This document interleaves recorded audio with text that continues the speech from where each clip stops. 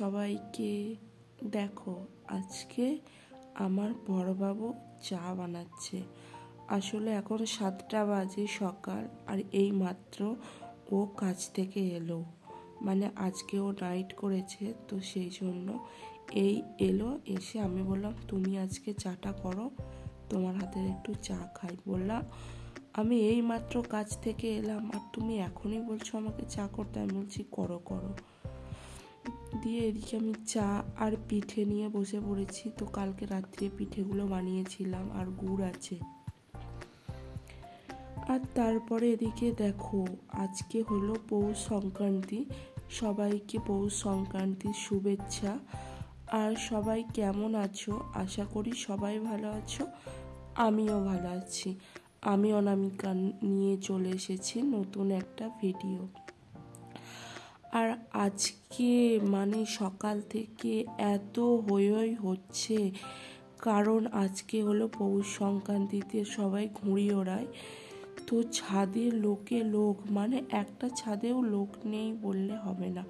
মানে পুরো পরিবার মিলে উঠে সবাই ঘুড়ি ওড়াচ্ছে। আর দেখো কত ঘুড়ি উড়ছে। আর এখন প্রায় সকাল নয়, ঠিক দুপুর 12টা বেজে গেছে। তখন আমি ছাদে জামা কাপড় দিতে উঠেছিলাম আর কি, শুকোতে দিতে।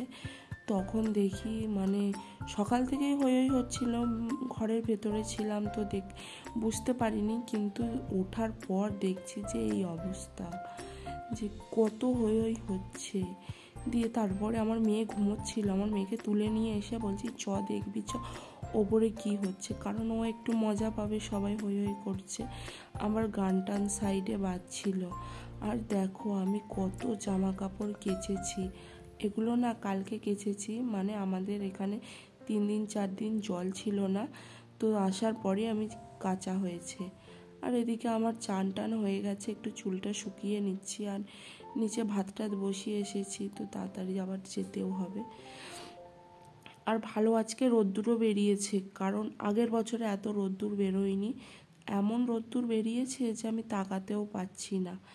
আর এদিকে দেখো আমার মেয়ে কেমন খেলছে, আবার হাতে করে একটা পিঠে নিয়ে এসেছে, খাচ্ছে আর মানে ছাদে একটু ঘুরছে। ওরও স্নান টান হয়ে গেছে।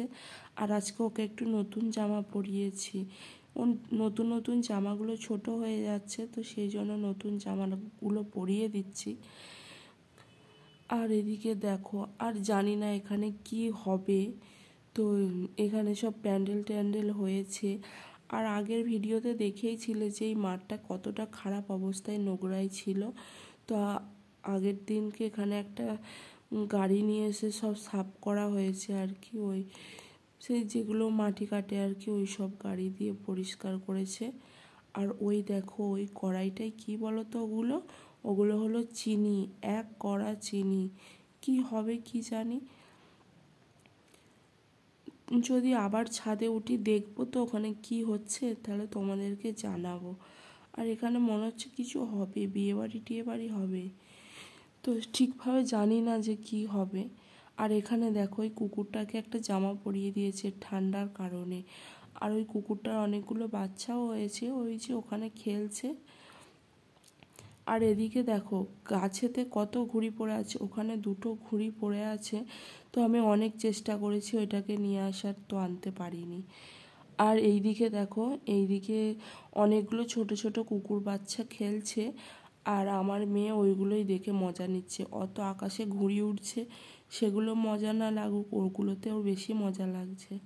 আর এদিকে দেখো আমি 3টে ঘুড়ি কুড়িয়ে রেখেছি, মানে উড়ে এসে ছাদেই পড়ছে, তো কুড়িয়েছি। মানে আরও অনেক কুড়িয়েছি বিকালের দিকে। এখন তো দুপুরবেলা, তো দুপুরবেলাতেও আমরা একটু এসেছি ভাত টাত খেয়ে, কারণ ভাত খাওয়ার পরে প্রচুর ঠান্ডা লাগে।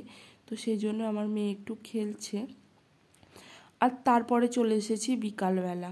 দেখো বিকালবেলা তখনও কিন্তু ঘুড়ি উড়ছে। আজকে সারাদিন সকাল থেকে খুব ঘুড়ি উড়ছে। আর হচ্ছে যে আজকে কি জানো তো, এখানকারে পৌষ সংক্রান্তি হলে যারা একটু গরিব মানুষ আছে তাদেরকে দান ধ্যান করে। তো সে ভোরবেলা থেকে আসছে, এসে দরজায় ধাক্কা দিচ্ছে, যে মানে দেওয়ার জন্য চাইছে আর কি। তো এক একজন দুজন ঠিক আছে, মানে 5 মিনিট 10 মিনিট ছাড়া ছাড়াই লোক এসে এমন বিরক্ত করছে যে কি বলবো।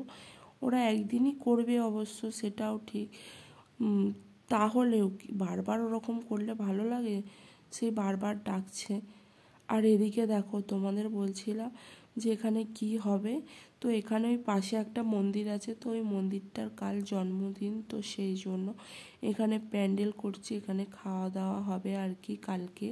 আর ওখানে ওগুলো তৈরি হচ্ছিল, গোলাপ জামুন পান্তুয়া তৈরি হচ্ছিল, তো অনেক তৈরি হচ্ছে, মানে সেই দুপুর থেকে দেখছি তৈরি হচ্ছে, এখনও অনেক হয়ে গেছে, আরও হচ্ছে, মানে অনেক হয়তো লোক খাবে, তো সেই জন্য সেই দুপুর থেকেই তোড়জোড় হচ্ছে। আর সারা রাত রান্না হবে। আমি পাশের বাড়ির একটা আন্টিকে জিজ্ঞাসা করলাম যে এই পাশে ওখানে কি হচ্ছে, যে বিয়ে বাড়ি? বলছে না না, ওখানে একটা পুজো আছে, তো সেই জন্য।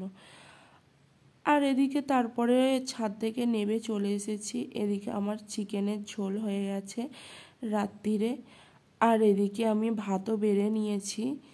তো চলো আমরা এদিকে খাওয়া দাওয়া করি। আর এদিকে দেখো আমার মেয়ে কত রঙ্গি ভঙ্গি দেখাচ্ছে।